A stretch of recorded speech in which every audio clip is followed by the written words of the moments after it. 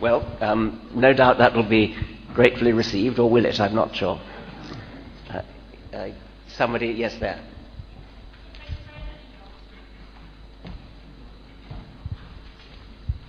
Who's got the mic?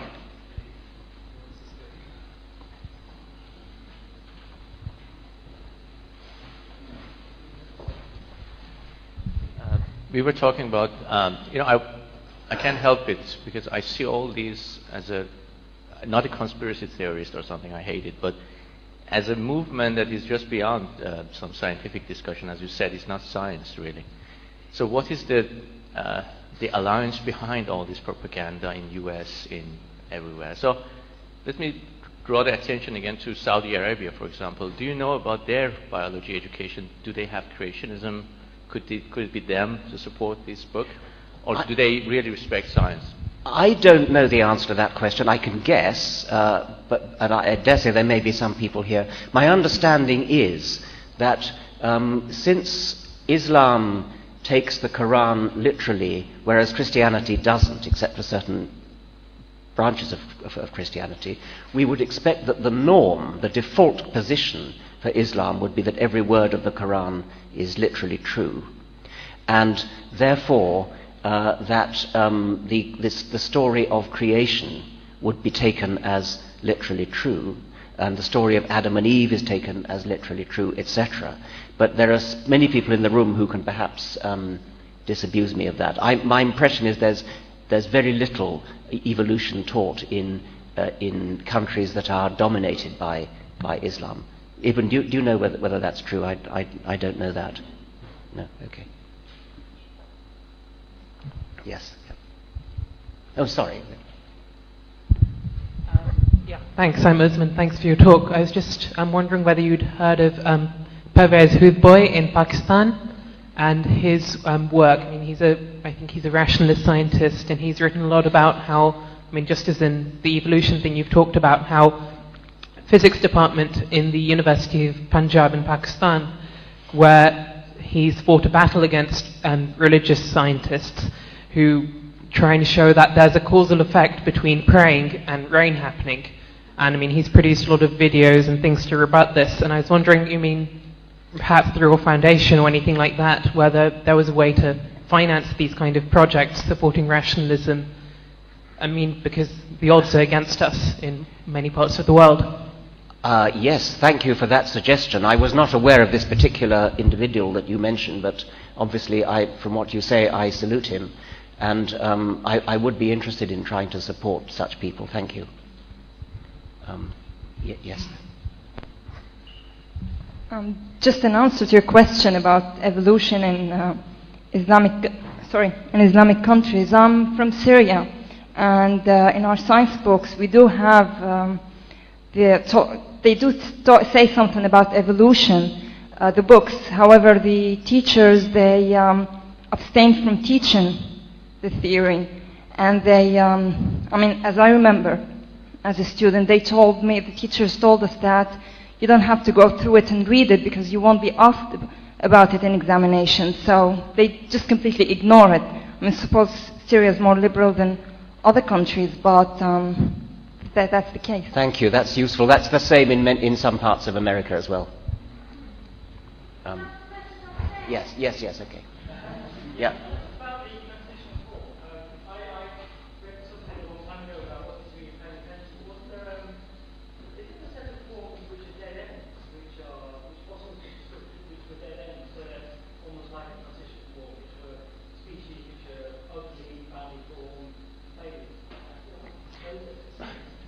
Well, a dead end, I suppose, would just mean a lineage that died out, of which there are vast numbers. That's certainly true. So they wouldn't look like intermediates necessarily, but something more than 99% of the species that have ever lived have gone extinct, and so in that sense they're dead ends. I think yes. Oh, hello. Yes. Who am I looking at? Okay. Yes. Oh, okay. We'll have one. Is the microphone going upstairs? Or if you could repeat your question. I could repeat the question, okay. Yes, the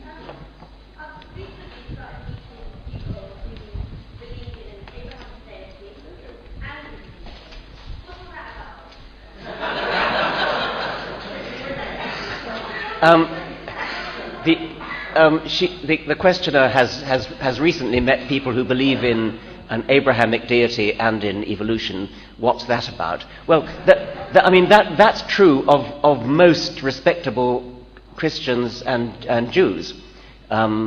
It is true of the Archbishop of Canterbury. It's true of the Pope with certain reservations. It's true of most of the bishops and educated priests. So there's nothing unusual nowadays in combining belief in an Abrahamic deity and in evolution. When you say, what's that about? I agree with the implication of your question that there is a certain incompatibility, but that's not the way they see it.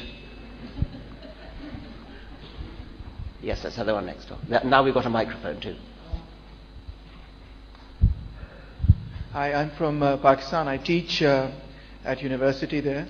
And first of all, I'd like to say that the lady who recommended Pervez Hoodboy, that's an excellent recommendation.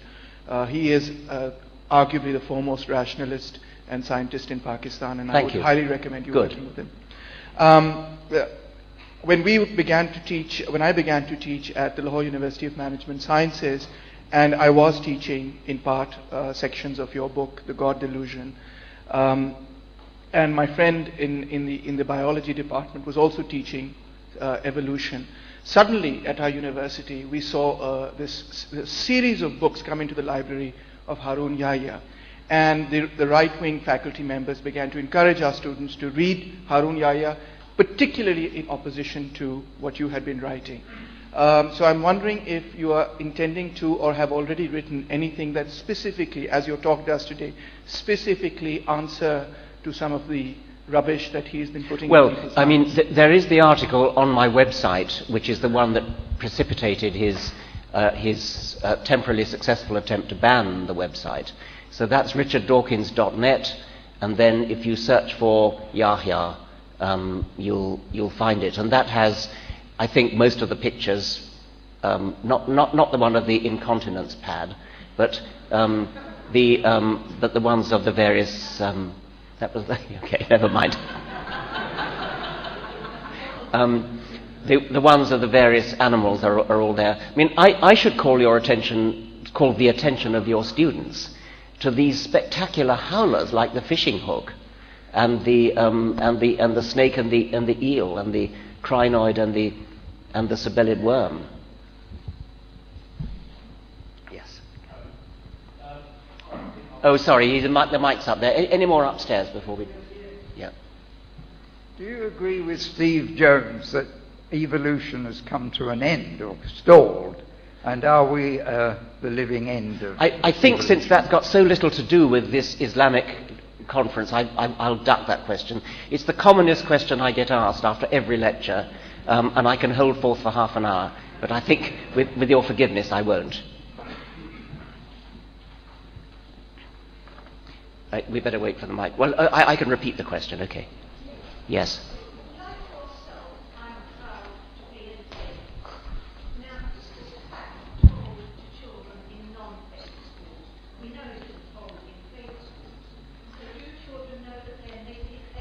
The questioner is proud to be an ape, and so am I. Is this told to children in non-faith schools, or indeed, I suppose, in faith schools? I don't think that many people, even who teach evolution, actually tell children you are an ape. It would be a very good thing to do, because it is literally strictly true. It's strictly true in the following sense. If you plot a tree diagram, like the one I showed you of the protostomes and deuterostomes, humans come in the middle of the ape tree. So what that means is that humans are closer cousins to chimpanzees than chimpanzees are to gorillas or orangutans. Therefore, if there is a thing called an ape, which includes chimpanzees, bonobos, gorillas, and gibbons, then it cannot exclude humans. There is no zoological category, no taxonomic category, which includes chimpanzees, bonobos, gorillas, and orangutans and gibbons, and